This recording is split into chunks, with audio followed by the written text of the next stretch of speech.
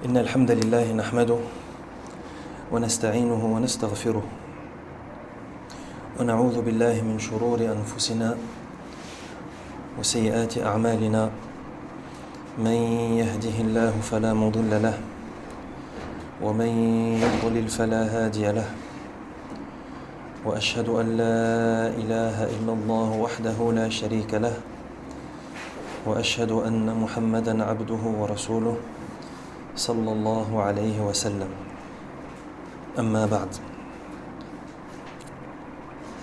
Nous sommes donc arrivés à la troisième cause de diminution de la foi parmi les causes qui sont dites internes. Car pour rappel, les causes de diminution de la foi sont de deux types: les causes internes et les causes externes. Donc la troisième cause de diminution de la foi, c'est le fait de désobéir à Allah et de commettre des péchés. فعل المعاصي وارتكاب الذنوب.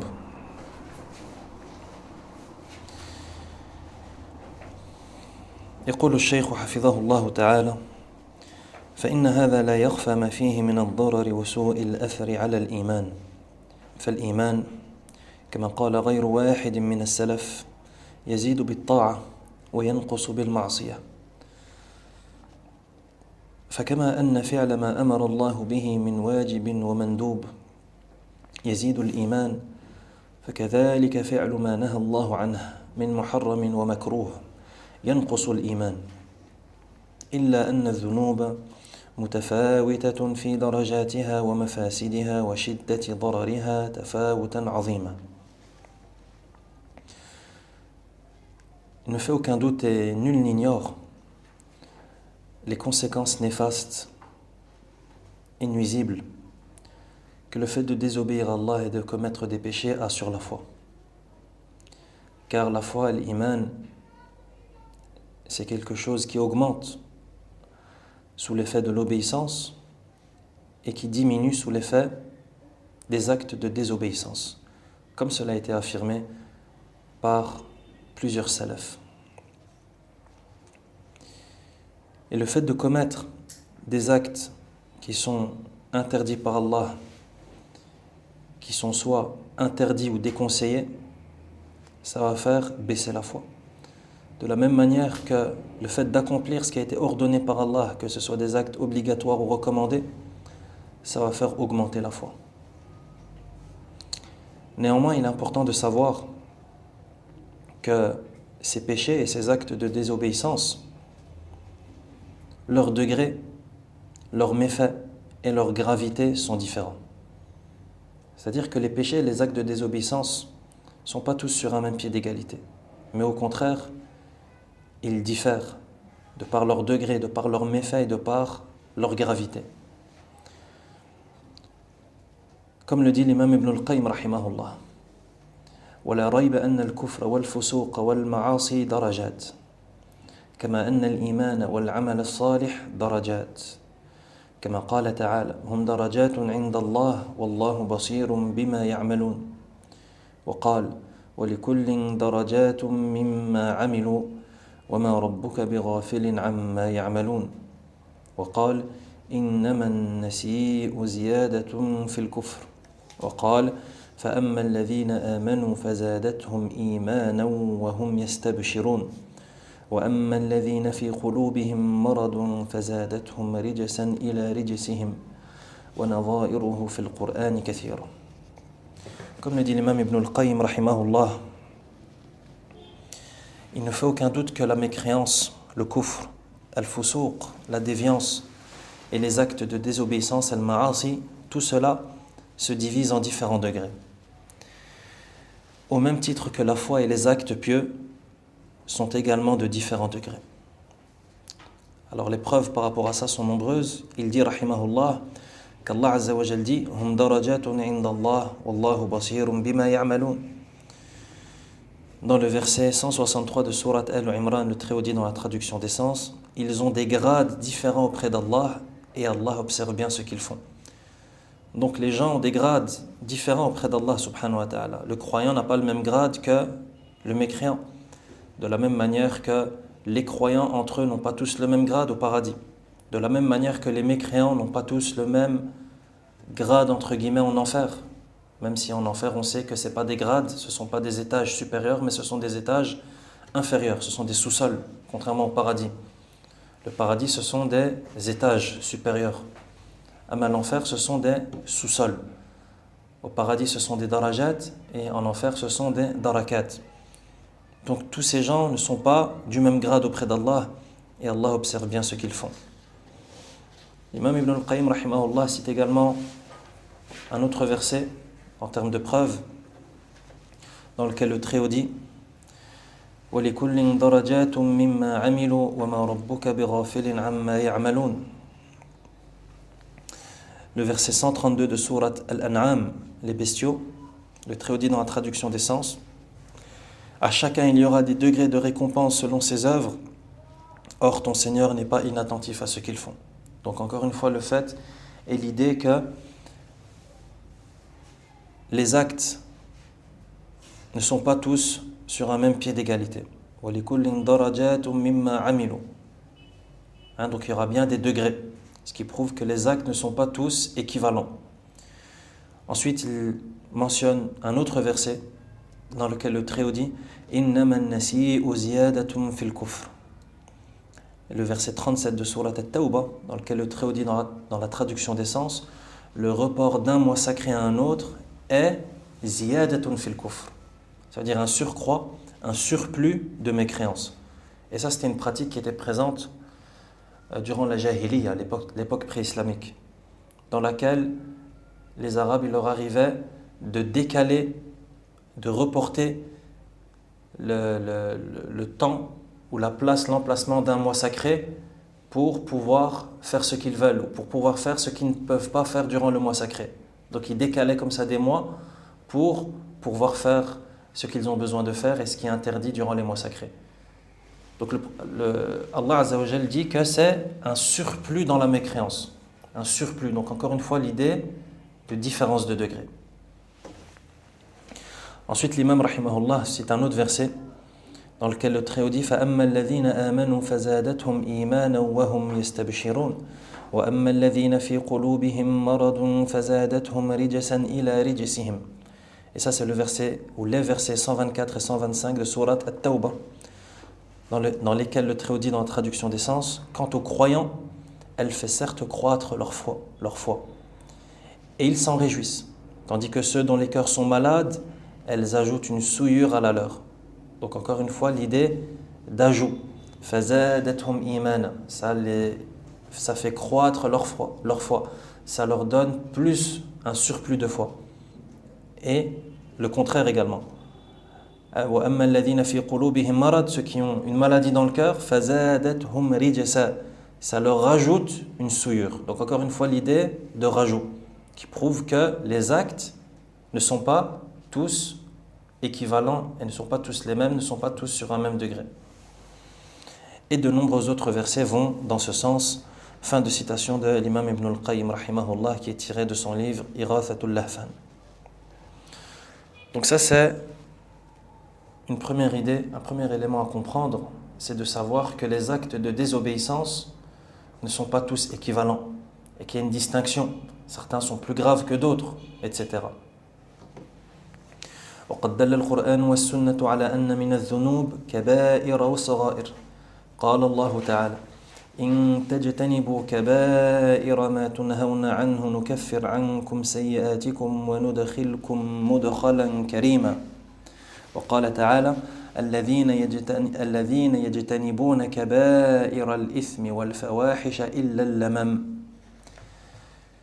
Donc, les textes du Coran et de la Sunna démontrent que les péchés se divisent en grands péchés et en petits péchés. Al-Kaba'ir, les grands péchés, ou ceux qui sont également appelés les péchés capitaux, et les Sara'ir, ça veut dire les péchés mineurs, les péchés majeurs et les péchés mineurs. Quelle est la preuve de cela? On a le verset 31 de Surat An-Nisa, dans lequel le Très-Haut dit, dans la traduction des sens, si vous évitez les grands péchés qui vous sont interdits, nous effacerons vos méfaits de votre compte et nous vous ferons entrer dans un endroit honorable, c'est-à-dire le paradis. Ou encore, le verset 32 de Surat An-Najm, l'étoile, dans lequel le Très-Haut dit dans la traduction des sens, ceux qui évitent les plus grands péchés, ainsi que les turpitudes et qui ne commettent que des fautes légères. Donc deux versets qui viennent prouver que les péchés sont de type majeur ou de type mineur. Donc ça c'est une distinction qu'il y a à faire entre les péchés. Il y a des grands péchés et il y a des petits péchés. Des péchés majeurs et des péchés mineurs. Alors il y a également des preuves de cela dans la sunna du prophète sallallahu alayhi wa sallam. وفي صحيح مسلم عن أبي هريرة رضي الله عنه قال رسول الله صلى الله عليه وسلم الصلوات الخمس والجمعة إلى الجمعة ورمضان إلى رمضان مكفرات لما بينهن إذا اجتنبت الكبائر. On a par exemple le hadith qui est rapporté par Abu Huraira et qui est recueilli par Muslim rahimahullah dans son authentique, qui dit que le messager d'Allah sallallahu alayhi wa sallam dit as-salawatul khams, c'est-à-dire les 5 prières. Ce qui est voulu par les 5 prières, c'est d'une prière à l'autre. Donc d'une prière à l'autre. Wal jumu'atu ila al jumu'ah, du vendredi au suivant. Wa ramadanu ila ramadan, et d'un ramadan à l'autre. Mukaffiratun lima baynahunna idha jutunibatil kaba'ir. Tout cela, les péchés commis entre-temps sont effacés, mis à part les péchés capitaux. Les péchés commis entre-temps, c'est-à-dire entre les 5 prières obligatoires, d'un vendredi à un autre et d'un mois de Ramadan au suivant, les péchés commis entre ces périodes de temps sont effacés. Mukaffirat. Ça veut dire que ces choses qui viennent d'être citées, les 5 prières obligatoires, les prières de Jumu'ah et les mois de Ramadan, ça expie les péchés commis entre ces intervalles, mis à part les péchés capitaux. Mis à part les péchés capitaux. إذا جتنبت الكبائر. Donc encore une fois la mention dans ce hadith de kaba'ir, de péchés majeurs. وفي الصحيحين عن عبد الرحمن بن أبي بكرة عن أبيه قال كنا عند رسول الله صلى الله عليه وسلم فقال ألا أنبئكم بأكبر الكبائر 3 الإشراك بالله وعقوق الوالدين وشهادة الزور. Un autre hadith qui vient prouver cela, c'est un hadith qu'on retrouve dans l'authentique de Al-Bukhari et Muslim et qui est rapporté par Abdurrahman ibn Abi Bakra, qui dit que son père a dit: nous étions auprès du messager d'Allah sallallahu alayhi wa sallam et il a dit: voulez-vous que je vous dise quel est le pire des péchés capitaux? Et il a répété 3 fois. Ensuite il a répondu: c'est al-ishraku billah, c'est-à-dire attribuer un associé à Allah, wa uququl walidayn, et ensuite désobéir aux parents, wa shahadatu zur, et se livrer ou faire un faux témoignage. Donc dans ce hadith, on tire comme enseignement qu'il existe des péchés qui sont capitaux et majeurs. Pourquoi? Car le prophète sallallahu alayhi wa sallam a utilisé le terme de kaba'ir, des grands péchés, des péchés majeurs. Il a même dit akbarul kaba'ir, c'est-à-dire le plus grand des péchés majeurs. وفيهما عنه صلى الله عليه وسلم أنه سئل أي الذنب أكبر عند الله قال أن تدعو لله ندا وهو خلقك قيل ثم أي قال أن تقتل ولدك مخافة أن يطعم معك قيل ثم أي قال أن تزني بحليلة جارك. Et un autre hadith du prophète sallallahu alayhi wa sallam qui vient prouver cela et qui est également recueilli dans l'authentique de Al-Bukhari et Muslim, dans lequel on demanda au messager d'Allah sallallahu alayhi wa sallam, on lui posa la question: quel est le plus grand des péchés pour Allah? Ce à quoi il répondit: c'est d'adorer un autre qu'Allah en le considérant comme égal à lui alors que c'est lui qui t'a créé. Et ensuite on lui dit: et ensuite, c'est-à-dire après ce péché, quel est le plus grave? Il répondit: tuer ton enfant de peur de ne pouvoir subvenir à ses besoins. Tuer son enfant de peur de ne pas pouvoir subvenir à ses besoins. Et ensuite on lui demanda: et ensuite, c'est-à-dire quel est le plus grave après cela? Il dit commettre l'adultère avec la femme de ton voisin. Commettre l'adultère avec la femme de ton voisin. وغيرها من النصوص الدالة على تفاوت الذنوب وانقسامها إلى كبائر وصغائر. Et les autres textes qui viennent démontrer le fait que les péchés ne sont pas tous égaux, ne sont pas tous sur un même degré et qui se divisent en péchés majeurs et mineurs, les autres textes qui viennent prouver cela sont nombreux. Donc ça, c'est une première chose à comprendre, c'est que les péchés ne sont pas tous identiques et n'ont pas tous le même degré de gravité, et qu'il existe des péchés qui sont majeurs et des péchés qui sont mineurs. Alors ensuite, il y a une autre distinction importante à faire. Et c'est ce que le cheikh va expliquer ici sur base des paroles d'Ibn al-Qayyim rahimahullah. Il dit ثم إن هذه الذنوب تنقسم من جهة أخرى إلى 4 أقسام ملكية وشيطانية وسبعية وبهيمية لا تخرج عن ذلك. Ensuite, le cheikh nous explique et nous dit que d'un autre point de vue, les péchés se classent en 4 catégories. Les péchés se classent en 4 catégories.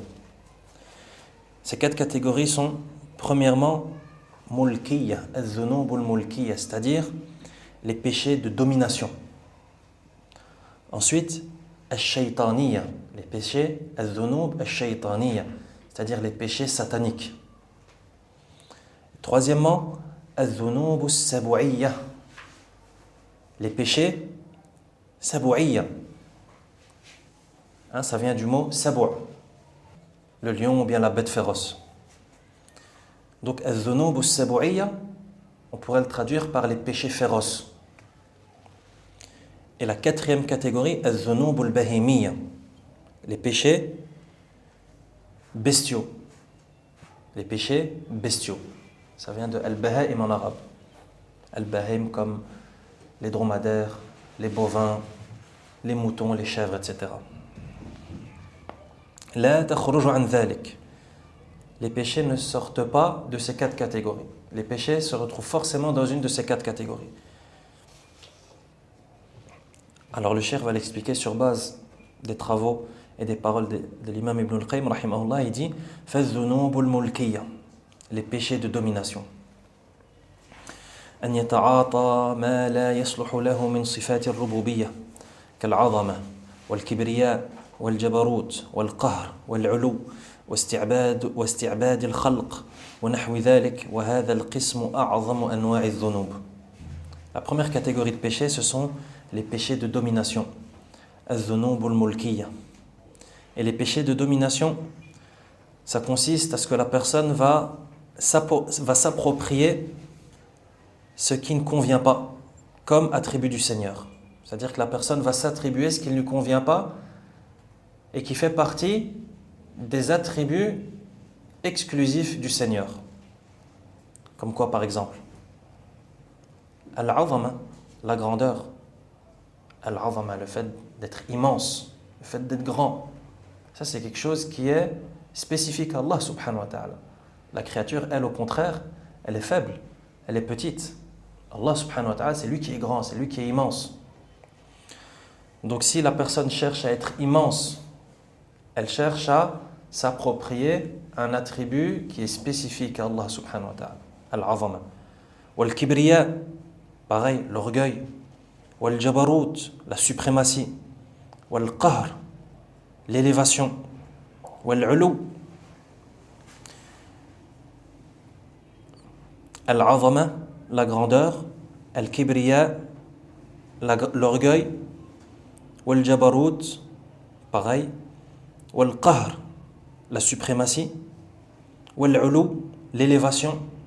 Wasti'bad al-khalq, yani le fait de considérer les autres comme ses esclaves ou ses adorateurs, ça c'est quelque chose qui est spécifique à Allah subhanahu wa ta'ala. Il est interdit de considérer quelqu'un comme son serviteur, comme son esclave. Étant donné qu'on est tous les serviteurs d'Allah subhanahu wa ta'ala. Wa nahwi dhalik, etc. وهذا القسم أعظم أنواع الذنوب. Et cette catégorie de péché, c'est la pire. Ça, c'est important. Cette catégorie de péché, c'est la pire catégorie de péché.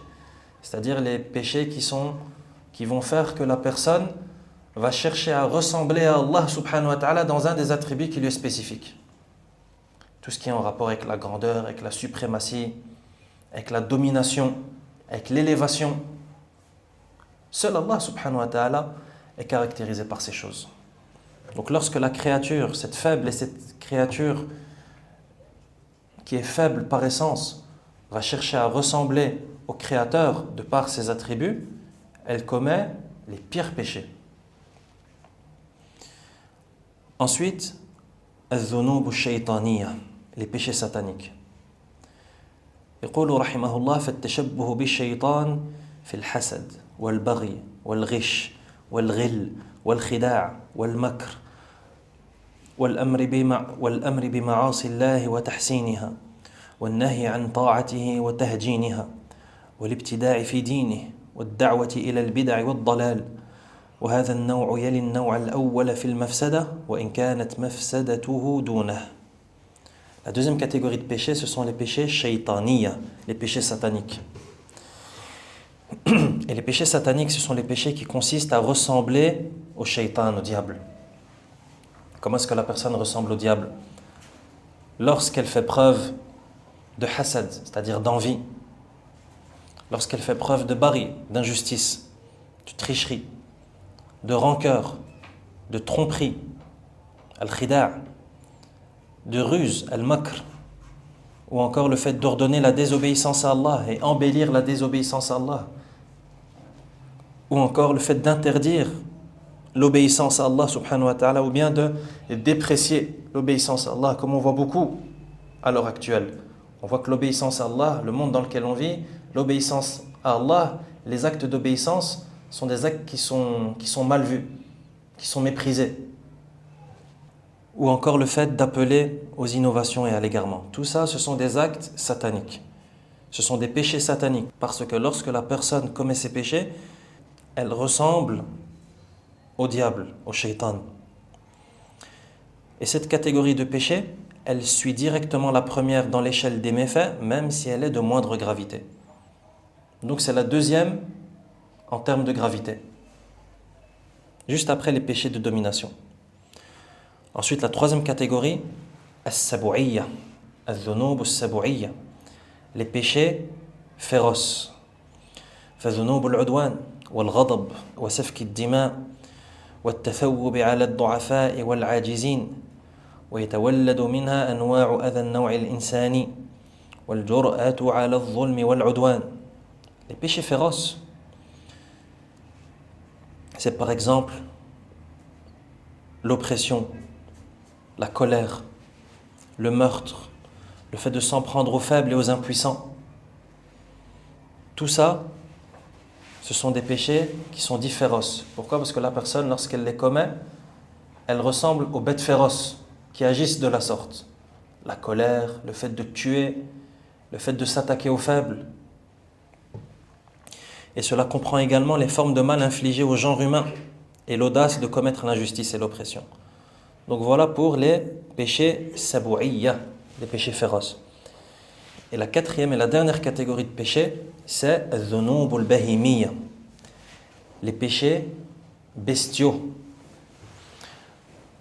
فمثل الشره والحرص على قضاء شهوة البطن والفرج ومنها يتولد الزنا والسرقة وأكل أموال اليتامى والبخل والشح والجبن والهلع والجزع وغير ذلك.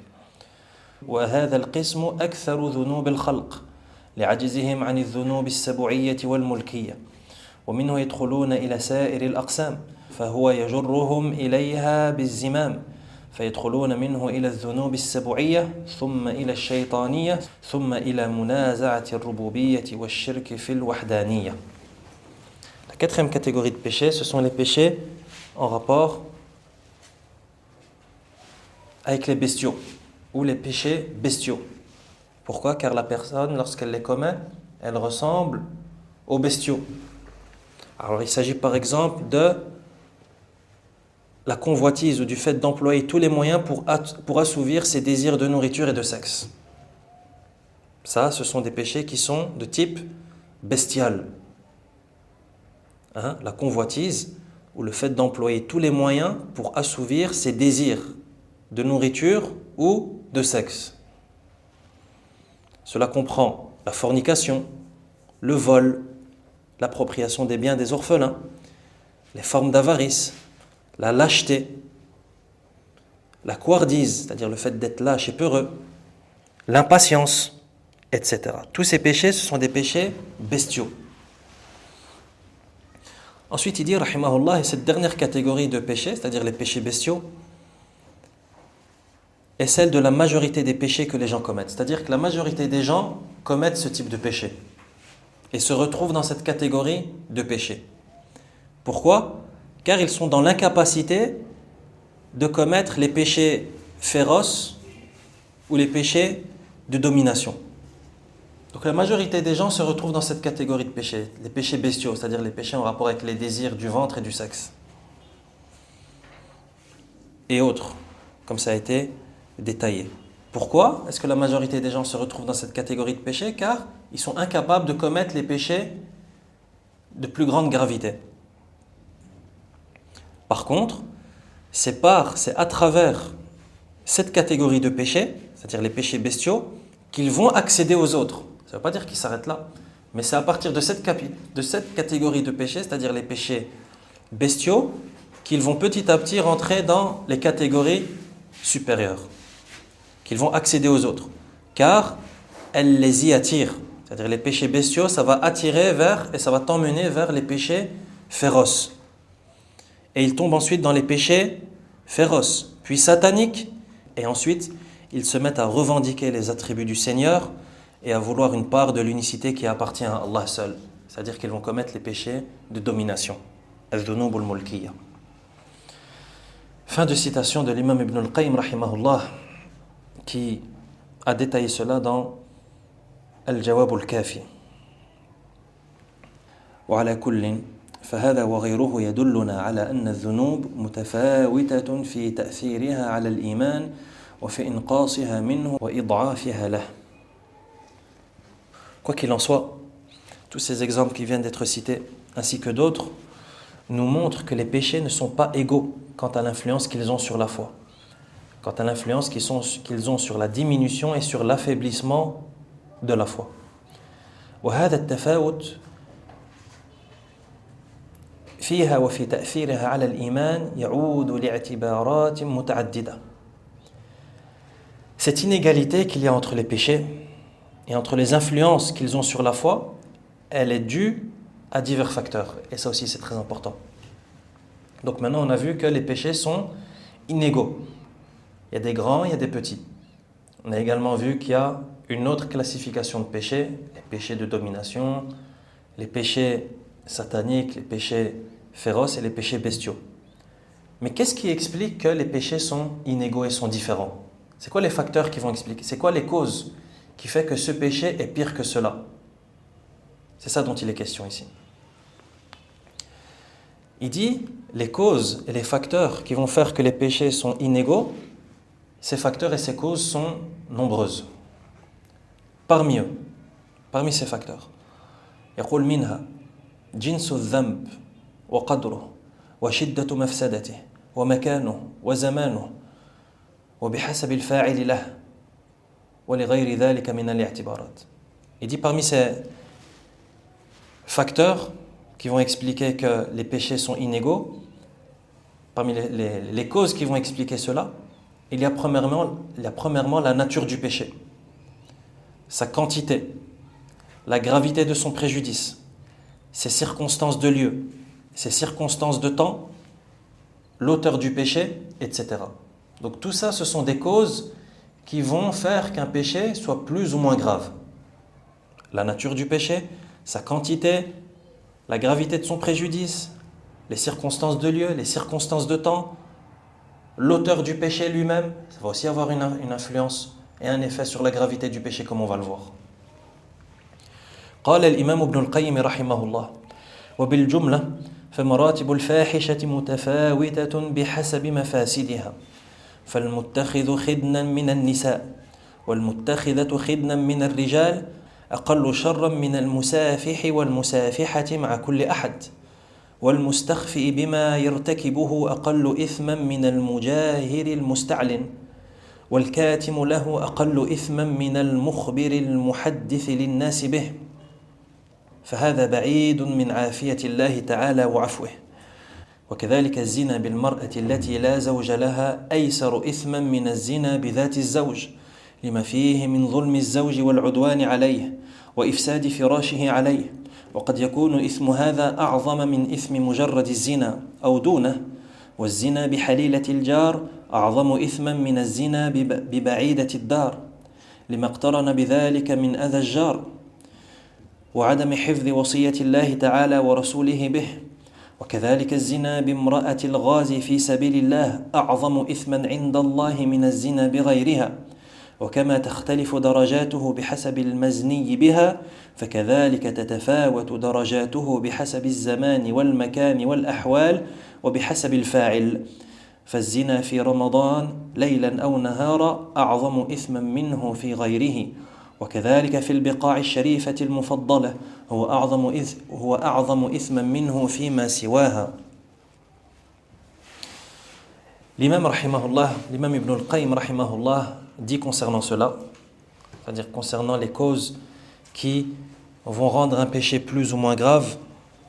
Parmi ces causes, il dit, rahimahullah, sans entrer dans les détails, les degrés des actes immoraux, c'est-à-dire les turpitudes, fluctuent, donc, sont différents selon l'importance de leurs méfaits. Donc, ce sont les méfaits des péchés qui vont déterminer la gravité de ce péché. Par exemple, ceux et celles qui commettent la fornication avec un partenaire régulier sont moins dépravés, sont moins égarés que ceux et celles qui le font avec le premier venu. C'est-à-dire, ceux et celles qui commettent la fornication avec une et une seule personne sont moins dépravés et sont moins égarés que ceux qui le commettent avec une multitude de personnes. Par exemple, quelqu'un qui commet 10 fois la fornication avec la même personne est moins dépravé, est moins égaré, c'est moins grave, même si c'est très grave, que celui qui fait 10 fois la fornication avec 10 personnes différentes.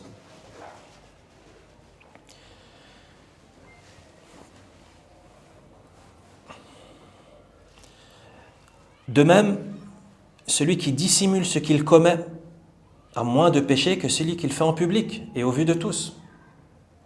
Celui qui dissimule ce qu'il commet comme péché, celui qui cache ses péchés, il aura moins de péché et c'est moins grave que celui qui fait des péchés en public, devant tout le monde, en spectacle.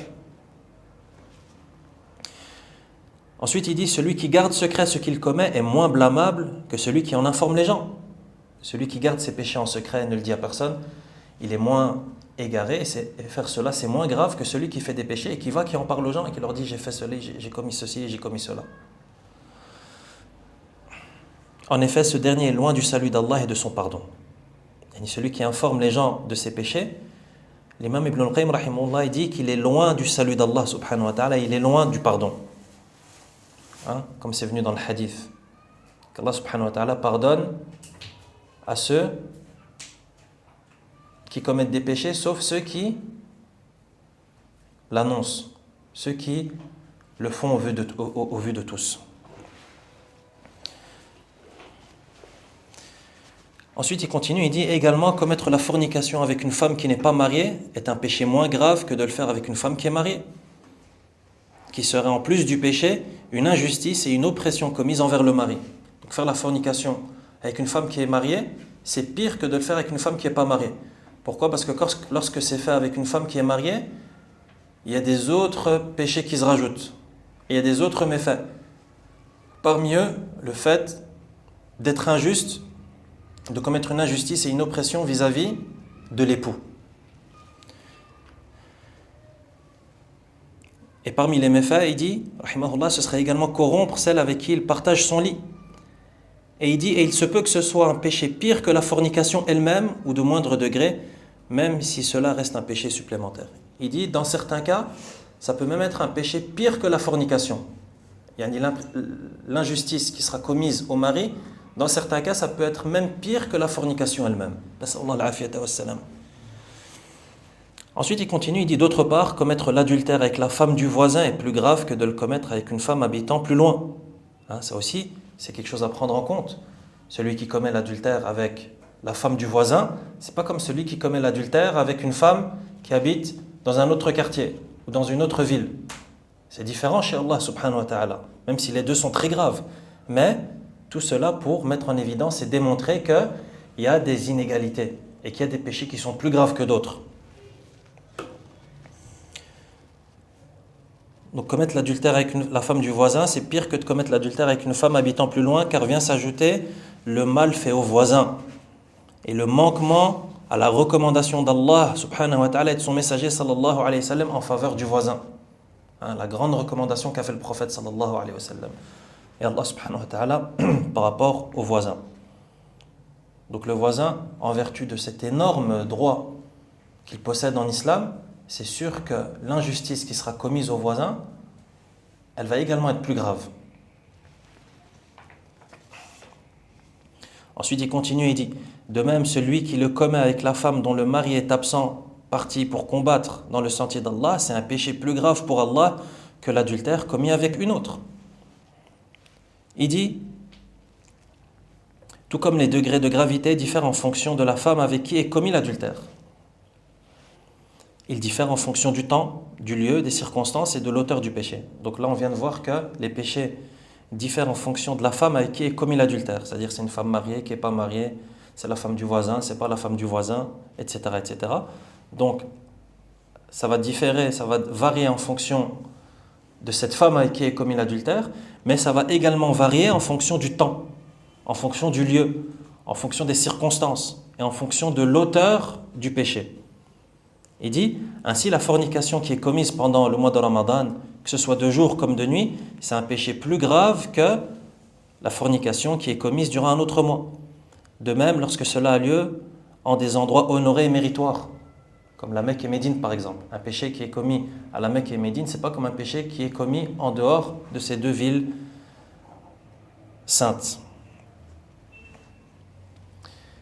Ensuite, il continue, rahimahullah, il dit وَأَمَّا تَفَاوُتُهُ بِحَسَبِ الْفَاعِلِ فَالزِّنَا مِنَ الْحُرِّ أَقْبَحُ مِنْهُ مِنَ الْعَبْدِ ولهذا كان حده على النصف من حده ومن المحصن أقبح منه من البكر ومن الشيخ أقبح منه من الشاب ومن العالم أقبح منه من الجاهل لعلمه بقبحه وما يترتب عليه وإقدامه على بصيرة ومن القادر على الاستغناء عنه أقبح من الفقير العاجز ومما ينبغي أن يعلم أنه قد يقترن بالأيسر إثما ما يجعله أعظم إثما مما هو فوقه مثاله أنه قد يقترن بالفاحشة من العشق الذي يوجب اشتغال القلب بالمعشوق وتأليهه له وتعظيمه والخضوع له والذل له وتقديم طاعته وما يأمر به على طاعة الله تعالى ورسوله وأمره فيقترن بمحبة خدنه وتعظيمه وموالاة من يواليه ومعاداة من يعاديه ومحبة ما يحبه وكراهة ما يكرهه ما قد يكون أعظم ضررا على صاحبه من مجرد ركوب الفاحشة رحمه الله رحمة واسعة. L'imam Ibn al-Qayyim rahimahullah, il continue et il dit, pour ce qui est de la différence de la gravité du péché selon l'auteur, il a dit que l'auteur du péché, ça va aussi influer sur la gravité du péché. Il dit pour ce qui est de la différence de gravité selon l'auteur, on peut citer en exemple que la fornication qui est commise par un homme libre, elle est pire que celle qui est commise par un esclave. C'est pour cela que la peine de ce dernier, c'est-à-dire la peine de l'esclave qui commet la fornication, elle est moitié moindre que celle de l'homme libre. Donc la fornication de l'homme libre, elle est pire que la fornication de l'esclave. Il dit, et celle qui provient, c'est-à-dire la fornication qui provient d'un homme qui a déjà été marié, muhsan, est pire que celle qui provient d'un homme qui est vierge. La fornication qui est commise par un homme âgé, par un vieillard, elle est pire que la fornication commise par un jeune. La fornication du savant, elle est pire que la fornication commise par un ignorant, car le savant connaît la répugnance et les conséquences de cela, et il la commet en connaissance de cause. De même, venant de quelqu'un qui a les moyens financiers de s'en passer, c'est-à-dire en se mariant, c'est-à-dire la fornication qui est commise par quelqu'un qui a les moyens financiers de se passer de cette fornication, par exemple en se mariant, c'est pire que la fornication qui vient d'un pauvre qui est dans l'incapacité de se marier. Ensuite, il continue et dit, et il se peut aussi qu'un péché de moindre gravité en dépasse un autre plus grave s'il est accompagné de ce qui l'aggrave. Ça, c'est important à comprendre. Il dit, il se peut aussi qu'un péché de moindre gravité en dépasse un autre qui est plus grave que lui, donc il va le dépasser. Pourquoi ? Car il est accompagné de quelque chose qui va d'une circonstance aggravante. C'est-à-dire deux péchés, un qui est moins grave que l'autre. Mais le péché moins grave va devenir plus grave que celui qui était initialement plus grave. Pourquoi ? Car il y a une circonstance aggravante. Quoi par exemple ? Toujours dans l'exemple de l'adultère. Et ça c'est très important. Il dit par exemple, l'adultère peut s'accompagner d'un amour passionnel. L'adultère peut s'accompagner d'un amour passionnel, al-ishq. Un amour passionnel qui implique que le cœur est accaparé par l'être aimé. Il est obnubilé par son adoration, par sa vénération, par la soumission à lui, les marques d'humilité envers lui, par le fait de faire passer l'obéissance aux ordres de cet être qu'il aime avant l'obéissance à Allah et à son prophète sallallahu alayhi wa sallam. Il dit dans ce cas, l'adultère s'accompagne d'un amour et d'une vénération pour le partenaire, d'une alliance avec ses alliés, d'une inimitié, c'est-à-dire d'une haine envers ses ennemis, d'un amour envers ceux qu'il aime, d'une haine envers ceux qu'il hait, pouvant être bien plus néfaste que la fornication ou l'adultère elle-même. Donc, l'imam Ibn al-Qayyim, rahimahullah, il nous dit que dans certains cas, l'adultère ou la fornication, elle peut être accompagnée de al-ishq. On retient ce mot, al-ishq, l'amour passionnel. L'amour passionnel qui va faire que la personne va littéralement vénérer la personne qu'elle aime, avec laquelle elle commet l'adultère ou la fornication. Si bien que ça va rentrer dans une vénération, dans une adoration, etc. Il dit dans ce cas-là, cet amour passionnel avec de telles conséquences, ça devient pire que l'adultère ou la fornication elle-même. نسأل الله العافية والسلام. قال الشيخ محمد بن صالح بن عثيمين رحمه الله تعالى: وأما نقص الإيمان فله أسباب، ومنها فعل المعصية، فينقص الإيمان بحسب جنسها وقدرها والتهاون بها وقوة الداعي إليها أو ضعفه. Cheikh Ibn Uthaymin rahimahullah explique et dit que la diminution de la foi a diverses causes. Et parmi ces causes qui vont causer la diminution de la foi, la désobéissance à Allah. Et il dit rahimahullah que la foi elle diminue en fonction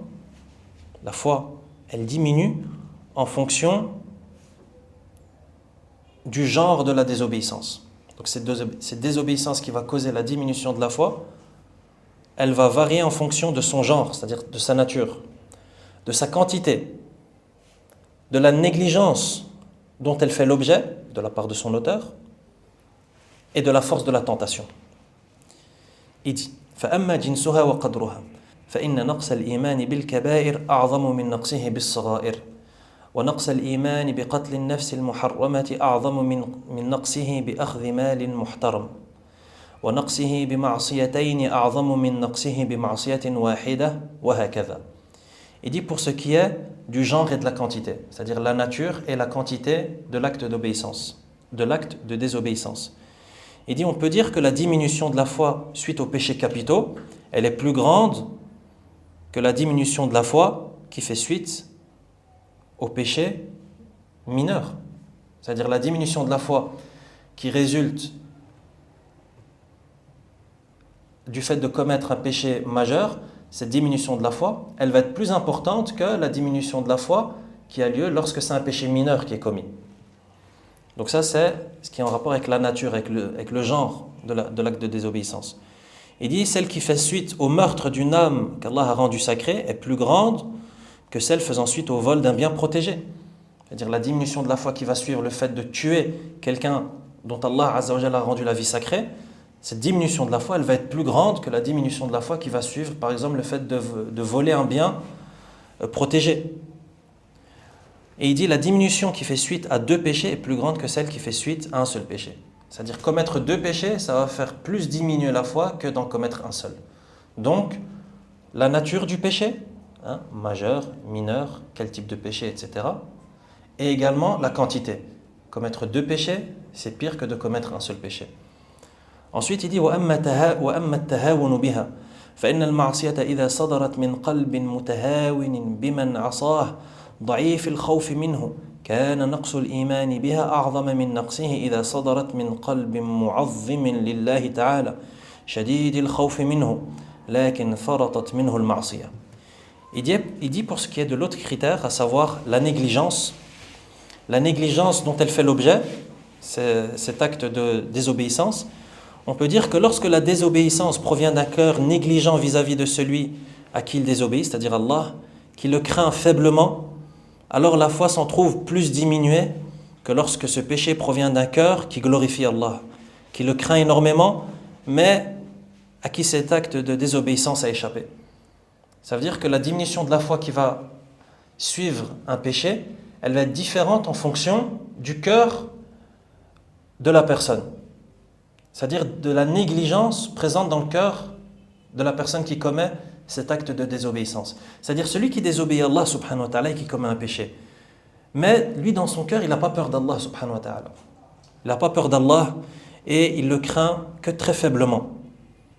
La personne qui commet un péché avec un tel cœur, sa foi, elle va beaucoup diminuer par rapport à celui qui commet le même péché, mais dont le cœur est rempli de crainte, dont le cœur est rempli de peur, dont le cœur est rempli de crainte vis-à-vis d'Allah subhanahu wa ta'ala, mais c'est juste que voilà, son âme l'a vaincu et qui commet ce péché. Mais lui, il est craintif. Il est craintif et il regrette. C'est sûr que la diminution de foi qui va suivre, c'est pas la même.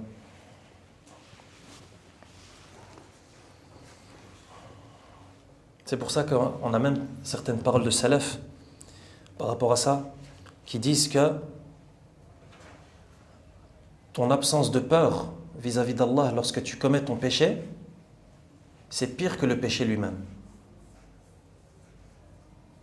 Ton absence de crainte et de peur vis-à-vis d'Allah subhanahu wa ta'ala lorsque tu commets ce péché, c'est pire que ce péché lui-même. Donc ça aussi, c'est quelque chose à laquelle on doit faire attention. C'est travailler la crainte d'Allah subhanahu wa ta'ala et la peur d'Allah azza wa jal. Car c'est ce qui va permettre à la personne de se préserver des péchés. Ou bien, dans le cas où il commet le péché, de minimiser la casse et d'avoir commis le moins pire. Pourquoi? Car son cœur est craintif. Donc ça aussi, c'est un critère très important et très subtil auquel très peu de gens font attention. Ensuite, il continue et il parle de l'autre critère, rahimahullah, il dit وأما قوة الداعي إليها فإن المعصية إذا صدرت ممن ضعفت منه دواعيها كان نقص الإيمان بها أعظم من نقصه إذا صدرت ممن قويت منه دواعيها ولذلك كان استكبار الفقير وزنا الشيخ أعظم إثما من استكبار الغني وزنا الشاب كما في الحديث 3 لا يكلمهم الله ولا ينظر إليهم يوم القيامة ولا يزكيهم ولهم عذاب أليم وذكر منهم الأشيمة الزاني والعائل المستكبر لقلة داعي تلك المعصية فيهما. Ensuite, Cheikh Al-Uthaymin, rahimahullah, il conclut et dit, et il détaille le 3e critère dont il a parlé, à savoir la force de la tentation. La force de la tentation, ça va également avoir un effet sur la diminution de la foi, sur la plus ou moins grande diminution de la foi. Qu'est-ce que ça veut dire la force de la tentation? Il dit, rahimahullah, on peut dire que lorsque un péché provient d'un individu qui n'est que faiblement tenté, il diminue bien plus la foi que lorsqu'il provient d'un autre qui l'est fortement. Donc quelqu'un qui est très tenté, qui est entouré par les tentations et qui est soumis aux tentations, cette personne, lorsqu'elle va commettre un péché, la diminution de foi qui va avoir lieu, qui va s'en suivre, c'est pas comme la diminution de foi qui va s'en suivre lorsque une autre personne va commettre ce même péché, mais cette autre personne, elle n'est pas soumise aux mêmes tentations. Elle n'est pas soumise aux mêmes épreuves. Exemple. Il dit, c'est pour cela que l'arrogance du pauvre et la fornication du vieillard sont des péchés plus graves que, respectivement, l'arrogance du riche et la fornication du jeune. L'arrogance du pauvre, c'est pire que l'arrogance du riche. Pourquoi? Parce que pourquoi est-ce que le pauvre il est arrogant? Il n'est pas soumis à la même tentation. Le riche, s'il est arrogant, c'est un péché. Et l'arrogance, c'est un très vilain péché même. Walakin, c'est moins pire que l'arrogance du pauvre. Pourquoi? Parce que le riche, il y a les circonstances qui font qu'il est soumis à cette épreuve de l'arrogance. Pourquoi? Parce qu'il a de l'argent, il a de la puissance, etc. Donc, il est soumis à ce combat, même s'il n'est pas excusé. Mais le pauvre, qu'est-ce qui justifie son arrogance? Il n'y possède rien. Et quand tu pars de cela, en vérité, tu peux même aller plus loin. Mais ça, on rentre dans un autre sujet, qui est que, et c'est ce qui est expliqué lorsque on parle de la nullité ou du paradoxe de l'arrogance chez l'être humain. Pourquoi est-ce que l'être humain est arrogant? Pourquoi est-ce que l'être humain a du kibr? Qu'est-ce qui justifie que l'être humain peut être arrogant? L'être humain, il est faible. L'être humain, il est faible. Il ne possède rien par définition, étant donné que tout appartient à Allah subhanahu wa ta'ala. Et il est entre les mains d'Allah. Allah azza wa jal fait de lui ce qu'il veut. Donc pourquoi est-ce qu'il s'enorgueille? Voilà pourquoi, un jour, il y avait quelqu'un d'orgueilleux qui s'est disputé avec quelqu'un qui était clairvoyant et qui était malin et qui comprenait les choses. Il se disputait avec lui et il lui a dit: tu sais pas qui je suis, moi? Et la personne en face de lui a dit: si, je sais très très bien qui tu es. Et il lui a dit: tu es celui qui est sorti du conduit des parties génitales de tes parents à 2 reprises. Une fois par le conduit de ton père et une fois par le conduit de ta mère. Voilà, je te connais. C'est ça ta définition. Une fois tu es sorti par le conduit des parties génitales de ton père et 9 mois plus tard, tu es sorti par le conduit des parties génitales de ta mère. Et il s'est tué. Tu sais pas qui je suis, t'es qui? On est tous sortis par là. Donc t'envoles pas trop. L'être humain, lorsqu'il pense à ça, et s'il concrétise cela, ça va l'aider à revenir un petit peu à sa place de serviteur, à sa place de créature. Regarde d'où tu viens. Regarde d'où tu viens et regarde ta situation. Et qu'est-ce que tu portes là dans ton ventre, toi actuellement? Tu portes des déchets, des ordures. Si ces ordures elles sortaient devant les gens, personne ne pourrait. Donc ça, c'est ton état lorsque tu es en vie. Tu portes des excréments dans ton ventre. Et lorsque tu vas mourir, tu vas devenir un cadavre qui lâche une odeur nauséabonde. C'est ça l'être humain. Tu sors des 2 conduits. Pendant ta vie, tu portes des excréments dans ton ventre. Et lorsque tu meurs, tu deviens un cadavre mangé par les vers et les insectes. Donc lorsque la personne elle se rappelle cela, ça l'aide à un petit peu redescendre sur terre. Ça l'aide un petit peu à couper les ailes de l'orgueil qui l'ont fait monter dans le ciel. Donc, l'arrogance du pauvre, c'est pas comme l'arrogance du riche, étant donné que le riche, il est soumis à la tentation de la richesse. De même que la fornication du vieillard, elle est pire que la fornication du jeune, étant donné que le vieillard, il n'est pas soumis à la tentation, il n'a pas les mêmes besoins qu'un jeune, étant donné qu'on sait tous que la personne, lorsqu'elle avance en âge, elle perd ses désirs et elle a beaucoup moins de besoins en rapport charnel qu'une personne qui est jeune, à la fleur de l'âge. Donc voilà pourquoi la fornication du vieillard est pire que la fornication du jeune. Donc la force de la tentation. Au moins, au moins il y aura de tentation, au plus le péché commis sera grave. Ça, c'est très important à comprendre. Au moins il y aura de tentation, au plus le péché commis sera grave.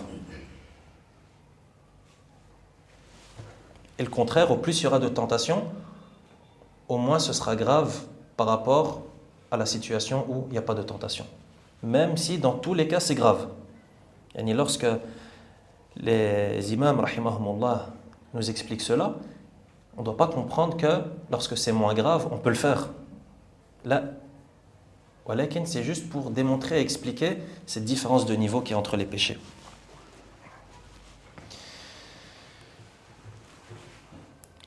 Donc le cheikh nous expliquait, rahimahullah, que l'arrogance du riche et la fornication du jeune est moins grave que l'arrogance du pauvre et la fornication du vieillard, comme c'est rapporté dans le hadith.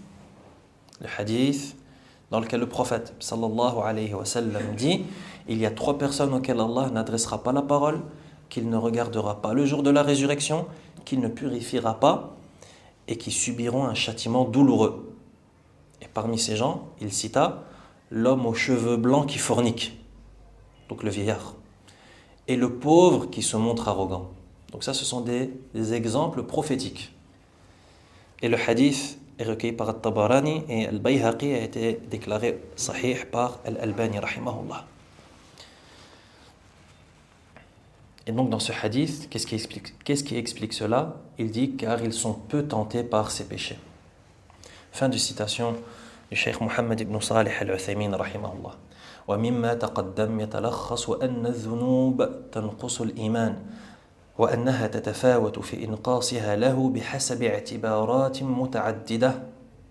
Il dit en conclusion de ce qui précède, on comprend que les péchés diminuent la foi proportionnellement à plusieurs critères. Les péchés font diminuer la foi proportionnellement à plusieurs critères.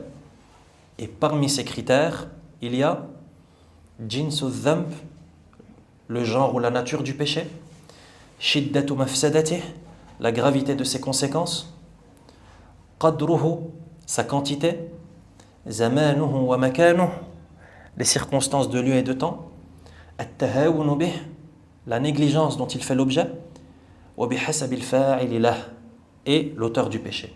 On répète. De ce qui vient de précéder, on comprend que les péchés font diminuer la foi proportionnellement à plusieurs critères. Donc là, ici, le cheikh Hafidhullah nous résume les critères qui vont déterminer la plus ou moins grande gravité du péché. Et donc, par conséquent, la plus ou moins grande diminution de foi qui va s'en suivre. Il dit premièrement, jinsu dhanb, c'est-à-dire le genre du péché ou la nature du péché. Un grand péché ne va pas avoir la même diminution de foi, ne va pas causer la même diminution de foi qu'un petit péché. Donc, jinsu dhanb, le genre ou la nature du péché. Deuxièmement, shiddatu mafsadatih, la gravité de ses conséquences.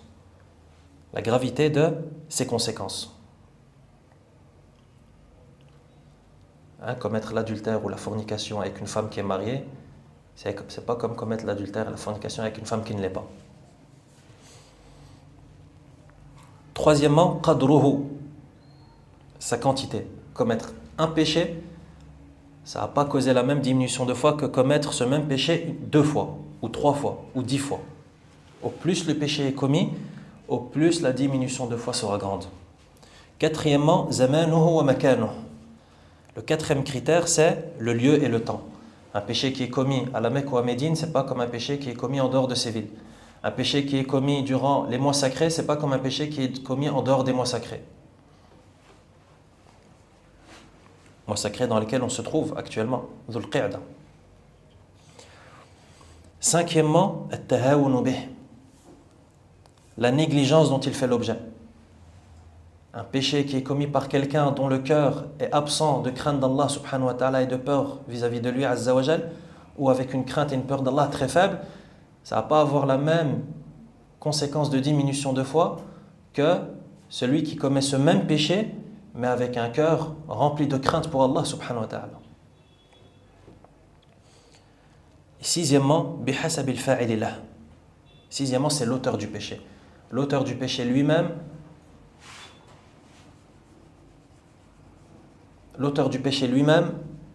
va être un critère. La fornication du vieillard, c'est pas comme la fornication du jeune. L'arrogance du riche, c'est pas comme l'arrogance du pauvre. Donc voilà 6 critères qui ont été cités ici. Et il dit وعلى ما سبق بيانه وتفصيله وبالله التوفيق. Et il dit et le détail de ces 6 critères a été fait précédemment et ça a été détaillé et c'est Allah seul qui accorde la réussite. Ensuite il conclut et il dit ومما يقي المرء من الذنوب ويساعده على البعد عنها وعدم الوقوع فيها معرفة أخطارها وما يتولد منها وسوء عواقبها وشدة أضرارها. وقد ذكر في ذلك الإمام ابن القيم رحمه الله كلاما وجيزا إلا أنه واف بالمقصود. Il dit en conclusion, parmi les éléments et les choses qui vont te préserver des péchés et qui vont t'aider à t'en éloigner et à ne pas les commettre, il y a le fait d'en connaître les dangers, le fait d'en connaître les conséquences, la mauvaise fin et de connaître la gravité de leurs méfaits. Et il dit à ce propos, l'imam Ibn al-Qayyim rahimahullah, il a tenu à ce sujet un propos qui est concis mais exhaustif. Il dit rahimahullah قلة التوفيق وفساد الرأي وخفاء الحق وفساد القلب وخمول الذكر وإضاعة الوقت ونفرة الخلق والوحشة بين العبد وبين ربه ومنع إجابة الدعاء وقسوة القلب ومحق البركة في الرزق والعمر وحرمان العلم ولباس الذل وإهانة العدو وضيق الصدر والابتلاء بقرناء السوء الذين يفسدون القلب ويضيعون الوقت وطول الهم والغم وضنك المعيشة وكسف البال تتولد من المعصية والغفلة عن ذكر الله كما يتولد الزرع عن الماء والإحراق عن النار وأضداد هذه تتولد عن الطاعة. انتهى كلامه رحمه الله. L'imam Ibn al-Qayyim rahimahullah nous dit concernant les dangers, les conséquences et les méfaits des péchés, il dit manquer de réussite et d'intelligence, ne pas voir la vérité, avoir le cœur mal en point, être paresseux dans le rappel d'Allah, perdre son temps, les gens qui te fuient, ressentir une distance entre soi et son Seigneur, voir ses invocations non exaucées, avoir un cœur dur, voir la bénédiction disparaître de ses biens et de sa vie, être privé de science, être couvert d'humiliation, être méprisé par l'ennemi, avoir le cœur serré, être éprouvé par de mauvais compagnons qui pervertissent le cœur et qui te font perdre ton temps, des soucis et de l'affliction à n'en plus finir, une vie à l'étroit, avoir l'esprit dispersé. Il dit tout cela découle de la désobéissance et de l'insouciance quant à l'évocation d'Allah subhanahu wa ta'ala. Aussi clairement que l'eau fait pousser les plantes et que tout ce qui est touché par le feu brûle. Par contre, l'obéissance à Allah produit l'effet inverse de tout ce qui a été cité précédemment. Fin de citation de l'imam rahimahullah. نسأل الله سبحانه وتعالى أن يعيننا على ذكره وشكره وحسن عبادته وصلى الله وسلم على نبينا محمد وعلى آله وأصحابه أجمعين.